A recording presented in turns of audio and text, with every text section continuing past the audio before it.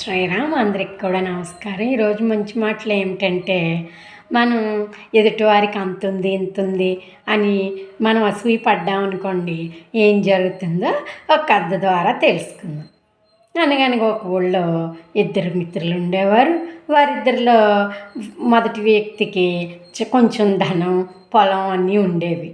అతను భాగ్యవంతుడిగా ఉండడం చూసి రెండో వ్యక్తి అనుకునేవాడు, వాడికి ఎంత ఉందో అనుకునేవాడట. ఒకసారి ఇద్దరు కలిపి ఆ మాట ఈ మాట మాట్లాడుకుంటూ ఆ ఊర్లో సాధువు గారు వస్తే, మనం భగవంతుడు నిర్మలమైన భక్తితో తపస్సు ఆచరిస్తే కనుక మనకు భగవంతుడు ప్రత్యక్షమై ఏం కోరిన వరాలు ఇస్తాడు అని చెప్పారట.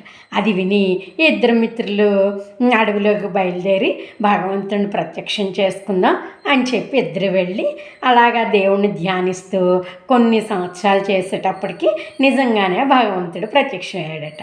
మొదటి మిత్రుడి దగ్గరికి భగవంతుడు ప్రత్యక్షం అవ్వగానే అతను ఒక కోరిక కోరుకున్నాడట.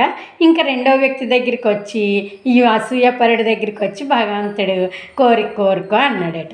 అప్పుడు ఆ రెండో వ్యక్తి అనుకున్నాడట, మొదటి వ్యక్తి ఇప్పటికే చాలా వరాలు కోరుకుని ఉంటుంటాడు, దానికి రెట్టింపు కావాలని అడుగుతాను భగవంతుడిని అనుకున్నాడట.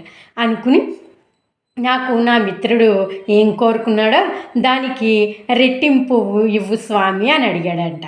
అంతే, భగవంతుడు తదాస్తు అనగానే ఇతనికి రెండు కళ్ళు పోయాయట. అదేంటి భగవంతుడా అంటే, నీ మొదటి మిత్రుడు నాకు ఒక కన్ను పోవాలండి అని కోరుకున్నాడు అన్నాడట. అప్పుడు ఇతనికి జ్ఞానోదయం అయ్యి, ఓహో, నేను అతను ఏం కోరుకున్నాడో దానికి రెట్టింపు కోరుకుంటాడని గ్రహించి ఉంటాడు, అందుకనే నాకు ఒక్క కన్ను పోవాలని కోరుకున్నాడు. అతను ఒక్క కన్ను ఉన్నా కానీ ప్రపంచాన్ని చూడగలడు. ఇప్పుడు నా రెండు కళ్ళు పోయాయి, నేను ఎలా చూడగలను? హతవిధి, నా అసూయ ఎంత పని చేసింది అనుకున్నాడట. అందుకే మనం ఇతరులకి అంతుంది ఇంతుందని మనం అసూయ పడకూడదు. మనకున్న దానిలోనే మనం తృప్తి పొందాలి. హరే కృష్ణ.